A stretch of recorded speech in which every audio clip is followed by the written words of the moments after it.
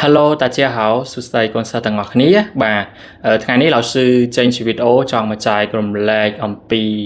មេរៀនជូនទៅកាន់កូនសិស្សទាំងអស់គ្នាថ្ងៃនេះអត់មានចេញជាមេរៀនភាសាចិនអីទេគ្រាន់តែlão sưចង់មកចែករំលែកអំពីមេរៀនជាភាសាចិនរបស់lão sưណាហ្នឹងហើយlão sưមានមេរៀនខ្ទង់100ជាងមេរៀនដែរនៅក្នុងកុំព្យូទ័ររបស់lão sưហើយមេរៀនហ្នឹងគឺlão sưធ្វើតាំងពី2021ដូចជា2022 2023ដែលមាន100ជាងមេរៀនហើយមេរៀនទាំងអស់ហ្នឹងគឺស្ទើរតែពាក់ព័ន្ធជាមួយនឹងការនិយាយទូទៅបាទអញ្ចឹងដោយសារខ្ញុំគិតថាបើសិនជាខ្ញុំទុកនៅក្នុងកុំព្យូទ័រក៏អត់មានប្រយោជន៍អីដែរបាទមូលហេតុដែលខ្ញុំអត់ទាន់បាន upload ចូលនៅក្នុង channel អញ្ចឹងបងប្អូនអ្នកដែលគាត់ចង់រៀនភាសាចិនគឺបងប្អូនអាចចូលទៅមើល channel ដុំពេញបាទអញ្ចឹងខ្ញុំនឹងគិតថានឹងយកមេរៀនទាំងអស់ហ្នឹងយកមក upload ចូលនៅក្នុង channel ដុំពេញមូលហេតុដែលខ្ញុំអត់ចង់យកមក upload ពីដំបូងឡើយណាហ្នឹងហើយដោយសារទី1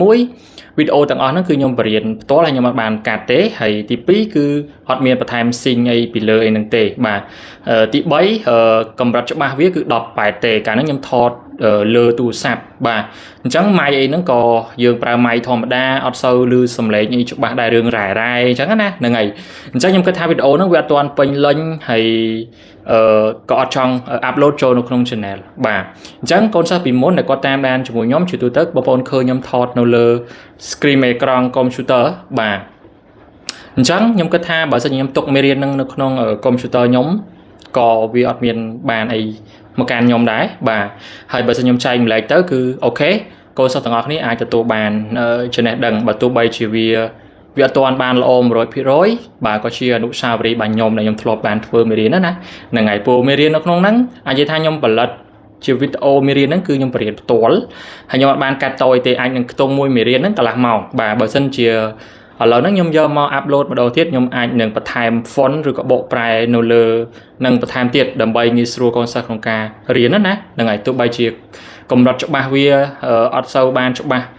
ដូចបច្ចុប្បន្នហ្នឹងក៏យើងអាចបន្ថែម font ទៅក៏យើងអាចរៀនបានបាទអញ្ចឹងខ្ញុំសង្ឃឹមថាកូនសិស្សដែលគាត់តែងតែតាមដានខ្ញុំណាហ្នឹងហើយគាត់នឹងយល់ព្រោះវីដេអូនេះគឺ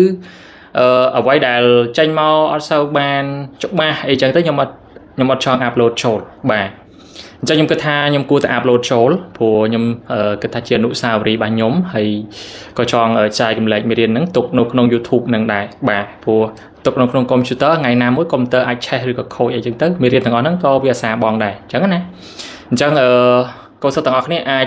សិក្សាបានខ្ញុំនឹងព្យាយាមមើលវាសាថ្មីហើយ upload វាម្ដងមួយជាភាគអីចឹងទៅហើយយើងនឹងបន្ថែមបាទយើងចំណាយពេលត្រូវបន្ថែមជា font ឬក៏ sync អីបន្ថែមបកប្រែបន្ថែមទៀតចូលទៅក្នុងវីដេអូហ្នឹងណាហ្នឹងហើយដើម្បីងាយស្រួលសម្រួលទៅដល់កូនសិស្សទាំងអស់គ្នារៀនហើយក៏បញ្ជាក់ថាវីដេអូហ្នឹងអាចនឹងអត់សូវល្អអីប្រហែលខ្លាំងអីណាស់ណាទេព្រោះដឹងស្រាប់ហើយយើងចាប់ដើមធ្វើវីដេអូភាសាចិនរបស់យើងនៅមានកម្រិតអញ្ចឹងបច្ចុប្បន្នខ្ញុំក៏ចេញធ្វើការហើយយើងក៏បន្តរៀនតិចតួចខ្លះដែរយើងមិនមែនអត់ទេព្រោះយើងចែកម្លែកយើងក៏រៀនខ្លួនឯងដែរគ្រាន់តែ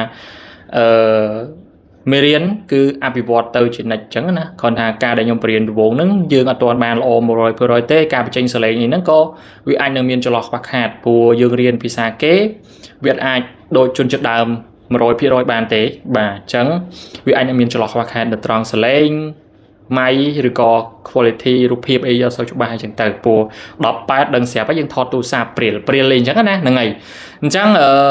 ចំពោះថ្ងៃហ្នឹងគឺមានប៉ុណ្ណឹងគ្រាន់តែខ្ញុំចង់ចែករំលែកថាខ្ញុំនឹងព្យាយាម upload វីដេអូដែលខ្ញុំទុកចោលនៅក្នុងកុំព្យូទ័រហ្នឹងរយៈពេលជិត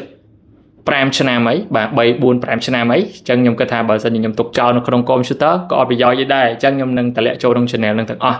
ទោះបីជាអត់បានអីច្រើនណាស់ណាក៏ខ្ញុំចែកជូនកូនសិស្សដែលគាត់ធ្លាប់តាមដាន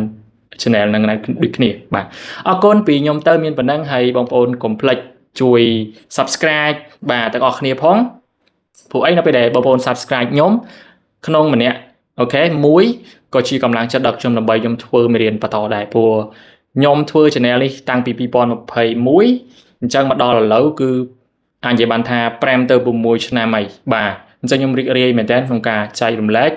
បើទោះបីជាយើងមិនបានអីពី YouTube អីច្រើនក៏យើងសមាជិកក្នុងការជួយបងប្អូនទាំងអស់គ្នាដើម្បីឲ្យបងប្អូនទាំងអស់គ្នាអ្នកដែលគាត់ចង់រៀនភាសាចិនឬក៏អត់មានពេលអីហ្នឹងអាចរៀនបានបាទចេះបានខ្លះដែរបាទអរគុណពីខ្ញុំទៅមានប៉ុណ្ណឹង